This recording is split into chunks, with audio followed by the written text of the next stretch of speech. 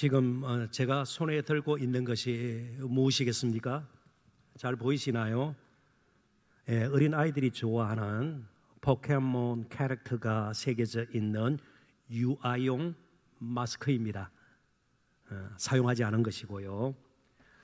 얼마 전 미국에 사는 딸 가족이 한국을 방문했을 때 그때 함께 온 외손녀를 위해 준비했던 것입니다. 그런데 외손녀가 이 마스크를 한 번도 쓰지 않고 다시 미국으로 갔기 때문에 사용하지는 않았습니다. 그런데 조금 다른 측면에서 외손녀의 오물 여러분들하고 좀 나눌까 합니다. 당시 두돌이 채 안 됐거든요. 그리고 그의 부모, 그러니까 딸과 사이는 몇 차례 한국을 방문했기 때문에 조금 상황이 다르죠. 이 아이는 처음으로 한국을 방문하게 되었습니다. 외할아버지, 외할머니가 아직 살아있죠. 근데 빈손으로 온 거예요. 그래서 제가 너무 마음이 상하고 밤에 잠이 안 오고 두고 제 아내와 지금 떠난 후 지금까지도 괘씸하다 그럴까요? 전혀 그런 마음이 없어요. 오히려 이미 보여드린 것처럼 마스크를 준비하지 않았습니까? 그리고 그 아이를 위해서 기저귀 한 박스도 샀고요. 그리고 저희 부부에게는 별 쓸 일이 없는 유아용 유모차도 샀어요. 유아용 카시트를 빌렸고요. 유아용 변기까지 준비를 했습니다.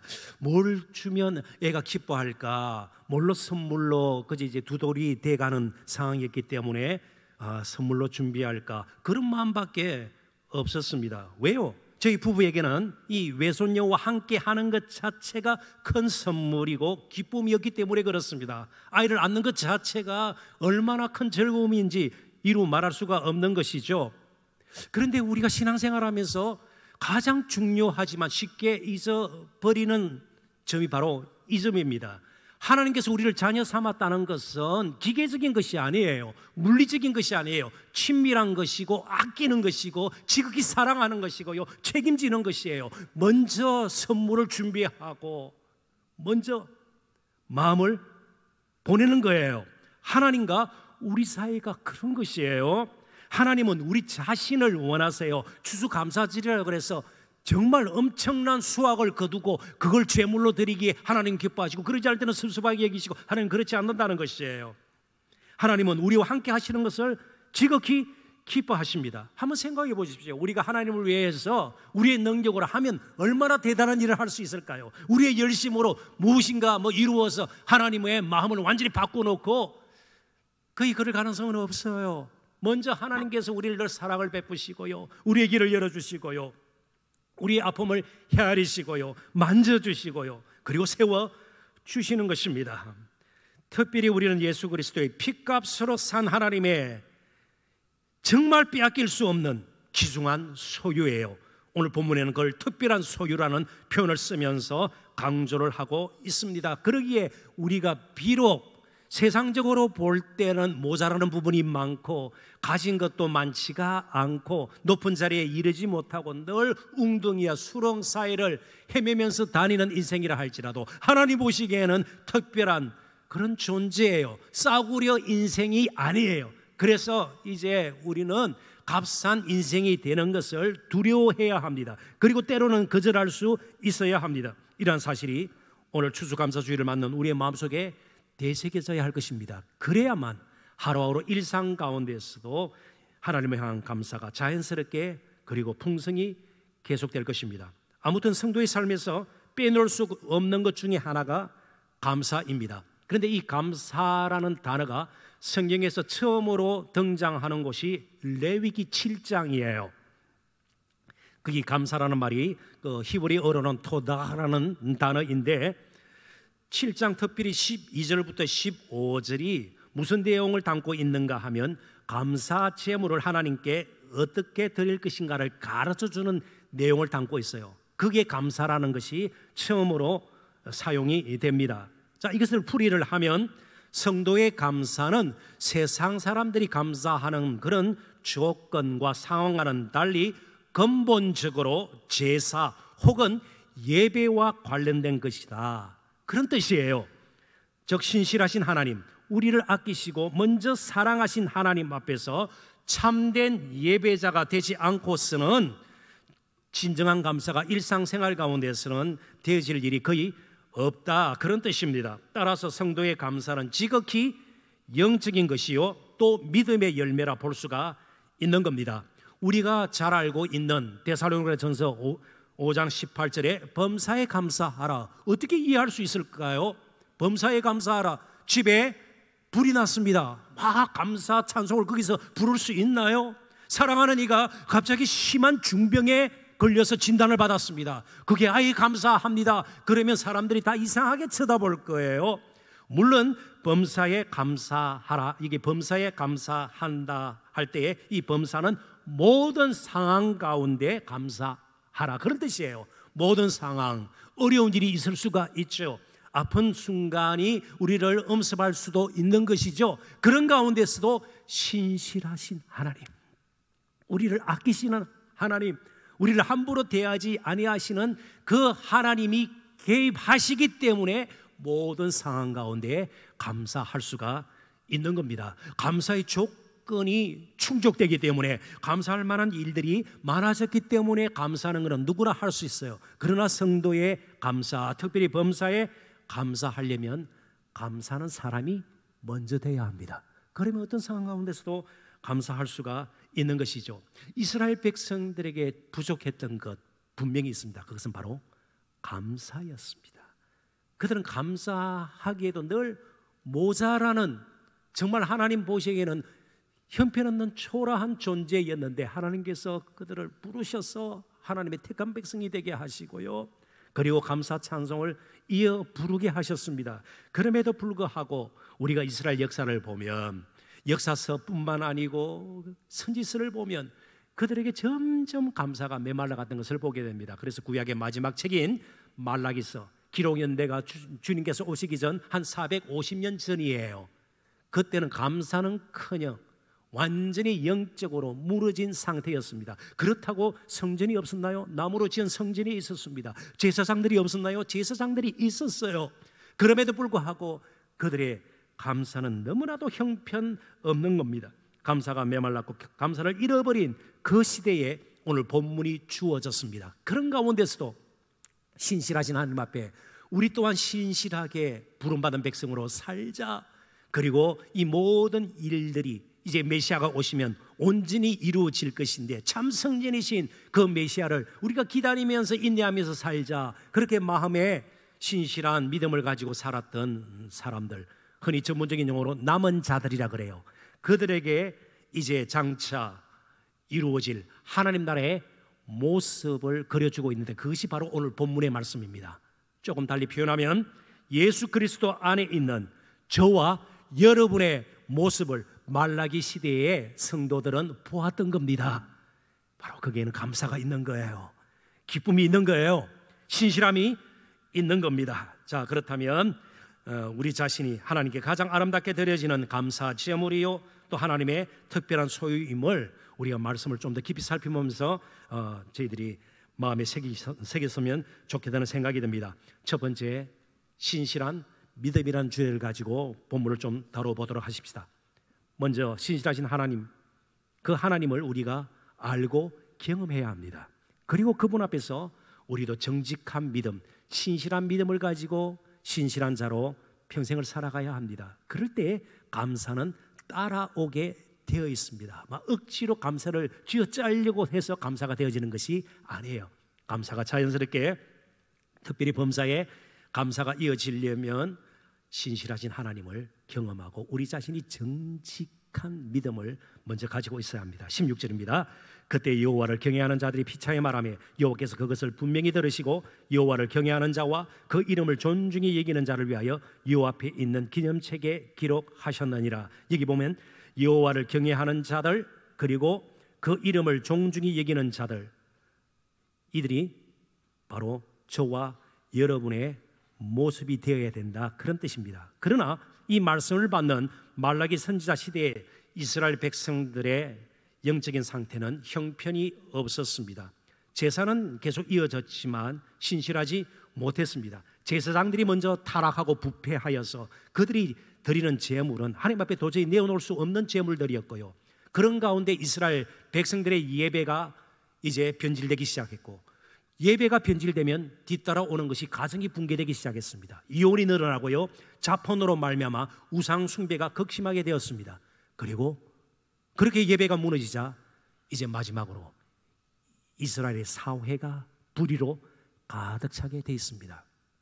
그러니까 그런 단순한 공식이 오늘날도 쉽게 적용이 될 수가 있는 겁니다. 우리의 예배가 실패가 되면 가정이 무너지게 되고, 가정이 무너지면서 이 사회가 해체되는 거예요.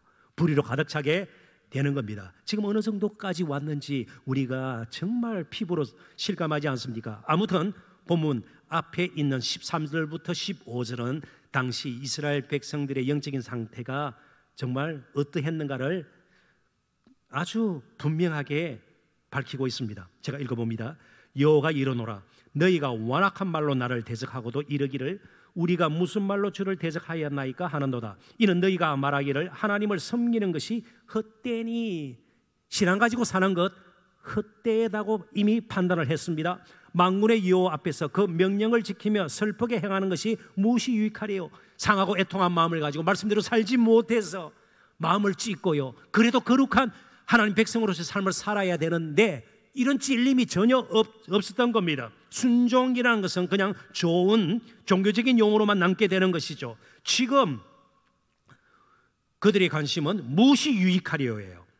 우리는 교만한 자가 복되며 악을 행하는 자가 번성하며 하나님을 시험하는 자가 화를 면한다 하노라 함이라. 믿지 않는 이웃들 보니까 더 잘 사는 거예요. 보기에 전혀 마음에 거리낌도 없고 편안해 보이는 거예요. 오히려 예수 믿는 우리들이 더 기쁨이 없고 스트레스가 쌓이는 것 같아요. 그래서 예수 믿는 것이 도대체 뭔가 이렇게 질문을 받고 놀 수가 있는 것이죠. 왜 그럴까요? 이스라엘 백성들의 근본적인 관심은 하나님의 영광이 아니라 자신들의 세상적인 삶의 유익이었습니다. 유익이 앞서다 보니까 하나님의 영광을 생각하지 않으니까 신실할 수가 없었던 것입니다. 그런데 반면에 여호와를 경외하는 자들과 그의 이름을 존중히 여기는 자들을 하나님께서는 보고 계셨습니다. 이스라엘의 그릇된 영적인 상태를 보셨을 뿐만 아니고 그래도 믿음으로 살려고 애쓰는 자들의 모습도 하나님께서는 보고 계셨습니다. 아셨습니다. 그리고 오늘 본문에는 요 앞에 있는 기념책에 기록하셨느니라. 여기 기념책은 왕의 실록 같은 것으로 이해하면 되겠습니다. 그러니까 누가 한 말, 행위, 일어난 모든 일을 기록한 왕조실록 같은 것 말이죠. 그게 왕 앞에서 되어진 모든 것들, 왕은 듣지 못하였다 할지라도 하늘의 왕은 그걸 다 아시는 거예요. 기념책에 기록하는 식으로 다 알고 계신다는 겁니다. 하나님 우리의 형편을 아세요. 지금 우리를 보고 계세요. 사람은 몰라도 하나님은 기념책에 기록했듯이 우리의 마음속 깊이에 있는 검심과 불안함, 때로는 걱정, 아픔을 알고 계세요. 우리가 어떻게 하다가 이 자리에까지 오게 됐는지 하나님은 아세요. 지치고 피곤한 가운데 그래도 예배하는 것이 내가 사는 길이다, 그렇게 작정을 하고 예배 자리에 나온 저와 여러분의 모습을 하나님은 알고 계세요. 정말 남몰래 기도의 눈물을 흘리는 것 하나님은 보고 계시고요, 닦아주실 수가 있는 것이고요, 그리고 기도 응답의 열매를 맺게 하실 수 있는 겁니다. 그렇게 살림이 넉넉하지 않지만 그래도 내가 하나님을 위해서, 하나님 나라를 위해서, 전도와 선교를 위해서, 구제를 위해서 헌금하는 것 하나님은 보고 계십니다. 다 기억하고 계신단 말이죠. 그렇다면 오늘 우리에게 필요한 그런 신실하신 하나님 앞에 우리가 갖춰야 할 것은 딴 것이 아니에요. 대단한 것이 아니에요. 엄청난 것이 아니에요. 화려한 것이 아니에요. 그냥 정직하게 우리의 모습, 있는 모습 그대로도 우리도 하나님 사랑한다는 고백을 하고 신실한 믿음, 정직한 믿음을 가지고 사는 겁니다. 조금 이렇게 예를 들어 볼까요? 얼마 전, 정확하게는 지난 13일인 것 같은데요, 부산에서 있었던 일입니다. 차들이 붐비는 출근 시간에 한 사설 구급차가 사이렌을 울리면서 달렸습니다. 급한 환자를 실었거나 급한 환자를 실으러 가는 것이 틀림이 없다, 그렇게 생각한 주위차들이 길을 당연히 만들어주지 않겠습니까? 그래서 잘 달릴 수가 있었습니다. 그런데 한 7분쯤 지나서 그 구급차가 도로변에 멈춰 서 있었습니다. 병원 앞은 아니니까 아마 근처에 있는 위급 환자를 이제 실는 건 아닌가. 그런데 운전자들이 보았습니다. 그 구급차 운전자가 인근 카페에서 커피를 들고 나오는 거예요. 여러분, 지금 위급한 커피를 못 마시면 오늘 하루 내가 망치겠다. 아니죠. 사이렌을 울리는 이유가 무엇입니까? 위급 환자들 때문이죠. 그런데 이 운전자의 관심은 커피였습니다. 자신의 유익이었단 말이죠. 그런데 이 운전자뿐만 아니라 저 자신부터 우리는 우리 자신의 유익을 먼저 챙기고 구하는데 길들어져 있습니다. 그래서 오늘 본문에 아름다운 그런 말씀이 우리에게 주어지죠. 그때 여호와를 경외하는 자들이 피차에 말하며, 피차에 말하는 공동체가 교회예요. 세상이 이래도 그래도 우리는 하나님을 경외하는 것, 이게 지식과 명철과 지혜의 근본 아니냐. 우리가 하나님의 부름받은 백성으로 신실하게 정직하게 사는 것이 하나님 기뻐하시는 것이 아닌가 말이죠. 딴 거 대단한 거 갖추고 그럴 필요 없이 그냥 우리가 하나님 사랑한다는 고백을 하고 찬송을 드리고요, 하나님과 함께하는 이 예배만으로도 하나님께서 얼마나 기뻐하시는 것을 알고 우리 그렇게 남은 평생 살지 않겠냐 말이죠. 이게 피차 말하는 거예요. 서로 권면하고 격려하고 사랑하고 위로하고 서로를 위해서 기도하고 그리고 서로 세워주는 것, 또 그렇게 하는 것이 바로 해피 투게더의 본질 아니겠습니까? 그래서 오늘 우리들이 함께 모였습니다. 그런 신실하신 하나님은 도대체 우리를 어떻게 여기시는가 한번 보도록 하십시다. 그래서 두 번째 주제가 특별한 존재로 삼으셨습니다. 우리 자신을 사랑할 줄 알아야, 스스로를 존귀하게 이길 줄 알아야 다른 사람을 사랑하게 돼요. 사랑을 받아본 적이 없는 사람은 다른 사람 사랑하는데 굉장히 어려움이 있어요. 자신을 존귀하게 이기지 못하고 날마다 자학하고 열등감에 빠져 있으면요, 반사회적인 성향을 품기 쉽지 다른 사람을 존귀하게 이기고 이런 데는 굉장히 불편해요. 어색해요. 그렇게 하기가 쉽지가 않습니다. 자, 그렇다면 이웃을 사랑하고 우리가 정말 신앙을 따라 사람답게 살기 위해서 먼저 필요한 것은요, 내가 하나님의 사랑받는 특별한 존재라는 것을 늘 마음에 깊이 새기는 거예요. 잊지 않는 거예요. 17절입니다. 만군의 여호와가 이르노라. 나는 내가 정한 날에 그들을 나의 특별한 소유로 삼을 것이요, 또 사람이 자기를 섬기는 아들을 아낀같이 내가 그들을 아끼리니. 이스라엘 백성들에게 문제는요, 하나님께서 그 문제 삼지 않는다고 이미 말씀하셨습니다. 신명기에 보면요, 인구수가 아니에요, 좁은 땅덩어리가 아니에요, 군사력이 아니에요, 경제력이 아니에요. 바로 그들이 하나님의 특별한 존재로 부름받았다는 사실을 잊어버리는 것, 이게 그들의 근본적인 문제였습니다. 하나님은 그들이 스스로 그 사실을 깨닫기를 원했습니다. 그래서 시편, 제가 한 구절을 인용을 할 텐데요, 시편 135편 4절입니다. 여호와께서 자기를 위하여 야곱 곧 이스라엘을 자기의 특별한 소유로 택하셨습니다. 그리고 앞구절이 어떤 내용이 실려 있는가 하면 여호와를 찬송하고 그의 이름을 찬양하라. 우리가 예배하고요, 정말 찬송하고 이처럼 모여서 하나님을 높여드리고, 왜요? 이유가 여호와께서 자기를 위하여 야곱 곧 이스라엘을 자기의 특별한 소유로 택하셨습니다. 그러니까 이스라엘 백성들이 신실하게 하나님을 예배하고 신실한 하나님의 거룩한 백성으로 살기 위해서 더 필요한 것은요, 자신들이 신실하신 하나님의 부름을 받은 특별한 존재라는 것을 늘 인식하는 것이었습니다. 그래야만 거기에 거룩한 삶이 이어지게 되는 거죠. 그러나 그들은 특별하기를 원치 않았습니다. 대신 무엇을 원했습니까? 이미 정착된 문화를 보여주었던 가나안의 7족 7족속들처럼 그들도 그렇게 살기를 원했던 겁니다. 하나님의 거룩한 백성으로 살기보다, 특별한 존재가 되는 것보다 그냥 어떻게 되었던, 그래서 가나안 족속들이 섬기던 이방신을 섬기게 되는 것이고요, 조금만 그들의 삶이 어려워지면 형편없이 그들의 예배와 그리고 언약을 순종하는 일은 팽개쳐 버렸습니다. 오늘 우리의 문제가 무엇일까요? 한국교회 지금 조금 교인 수가 줄어들고 재정적으로 어렵고 이 정도일까요? 아닙니다. 정말 우리의 문제는 우리 자신이 특별한 존재로 부름을 받았다는 사실에 별로 관심을 두지 않고 심지어 특별한 것도 원하지 않는 데 있습니다. 그냥 조금 나은, 조금 더 안락한, 조금 더 가진 그런 이웃들처럼 그렇게 교회를 다니면서 되기를 원한 겁니다. 그러나 이스라엘 백성들을 부르셨던 하나님의 분명한 목적이 있습니다. 그들의 안락한 삶 이전에 그들의 거룩한 삶이었습니다. 이제 우리는 안락을 추구하기 전에 거룩을 추구하는 백성으로서 살아야 합니다. 그래도 너무 형편이 어려운데요. 현실이 만만치가 않은데요. 그래서 오늘 본문에 뭐라고 그랬습니까? 아낀다. 아낀다는 말을 사용하고 있죠. 사람이 자기를 섬기는 아들을 아낀같이 내가 그들을 아끼리니. 늘 하나님의 아낌의 은혜가 먼저입니다. 이 아낀다는 말은 긍휼을 베푼다 혹은 자비를 베푼다 그런 뜻입니다.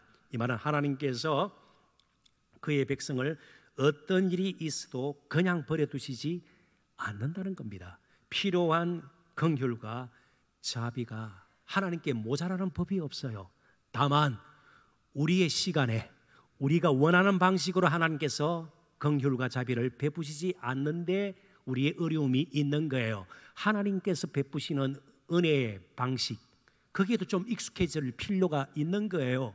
나의 시간이 아니라 하나님의 시간표에 맞춰서 우리를 인도하시는 거기에 대해서 좀 더 우리가 익숙해질 필요가 있는 겁니다.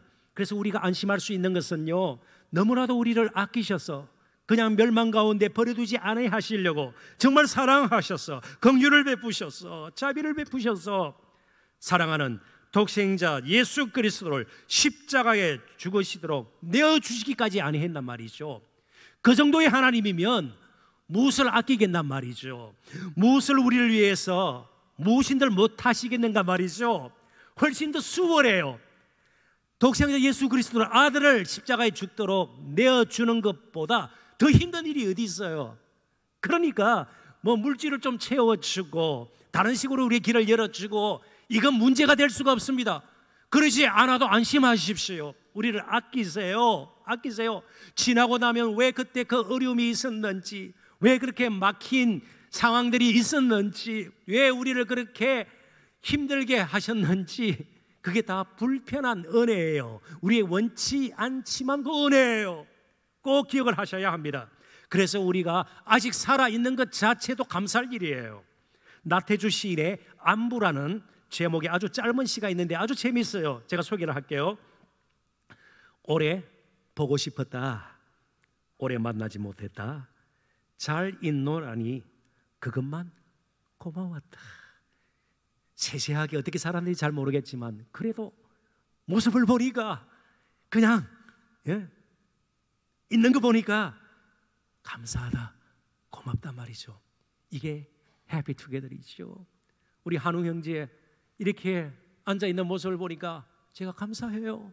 감사해요. 저 젊은이가 말이죠, 내 수술을 받고 의식을 잃고 어찌 될지 모르는 하루하루를 보내면서 얼마나 우리가 열심히 기도했나요?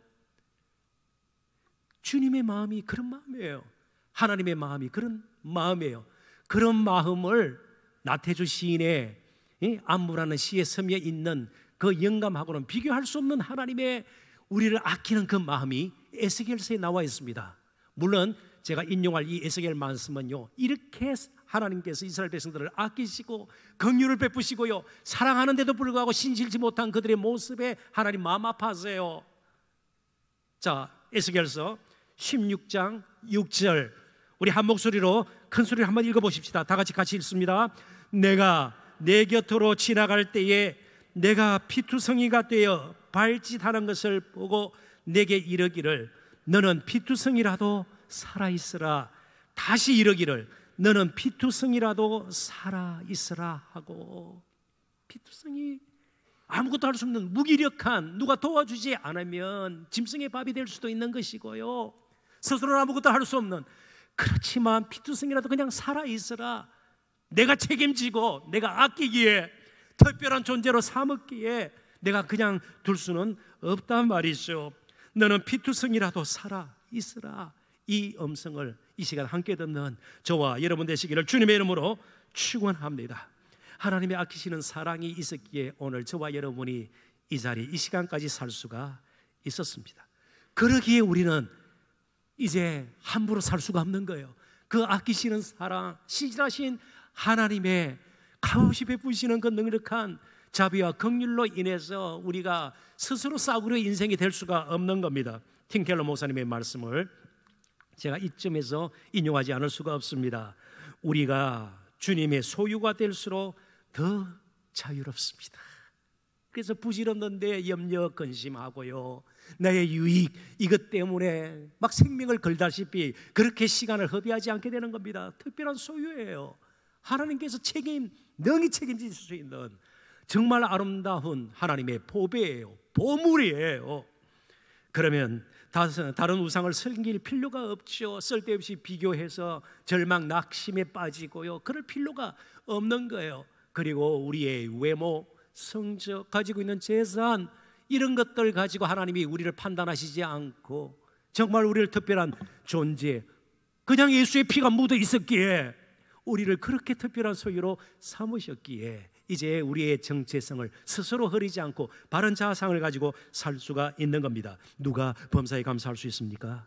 자기 스스로의 힘으로는 버티기도 힘든 세상 가운데 나의 힘이 아니라 나의 주, 나의 하나님, 나의 왕, 이제 나를 다스리시는 그분 앞에 나를 정말 특별한 소유로 삼으신 그분 앞에 나를 겸손히 맡겨드리는 자들이 정말 자유롭고요, 담대할 수가 있고요, 어떤 상황 가운데서도 범사에 감사할 수 있는 줄 믿습니다. 그렇게 우리를 특별한 소유로 삼아주신 하나님 앞에 정말 감사하다면 이제 남은 평생 어떻게 사시겠습니까? 세 번째 결론적인 말씀, 거룩한 열매를 할 수 있는 대로 풍성히 맺고 살아야 합니다. 18절 읽어보고 말씀을 정리하도록 하십시다. 그때 너희가 돌아와서 분명히 확인하게 될 것이라는 겁니다.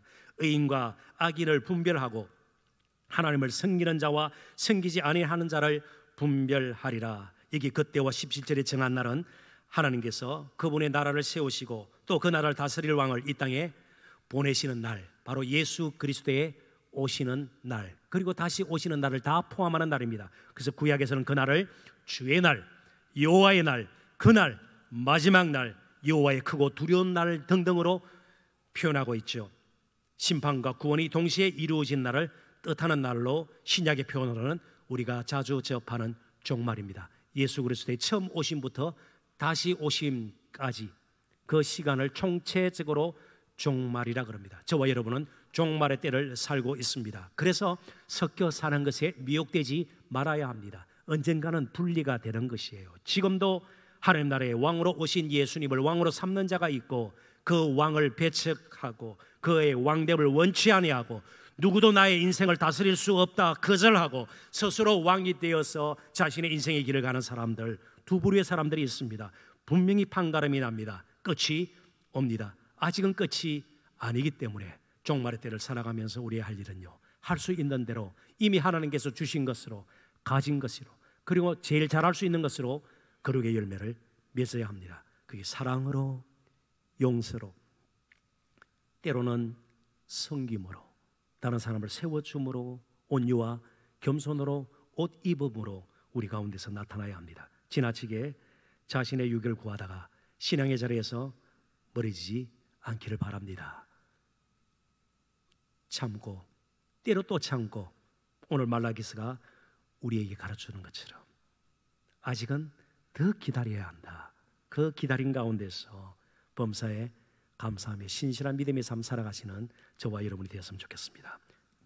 최근에 은퇴하신 리고렘 목사님의 질문으로 된 도전의 말씀을 여러분들과 제 자신에게 던지면서 말씀을 맺도록 하겠습니다. 하나님께서 당신의 계획에 차질이 생기게 해도 그분을 원망하지 않겠습니까? 조금 더 추수감사주일 맞이하면서 덧붙여서 이렇게 제가 여러분들에게 다시 한번 질문을 던지겠습니다. 하나님께서 당신의 계획에 차질이 생기게 해도 그분을 원망하지 않겠습니까? 더 나아가서 감사하실 수 있겠습니까? 기도하십시다.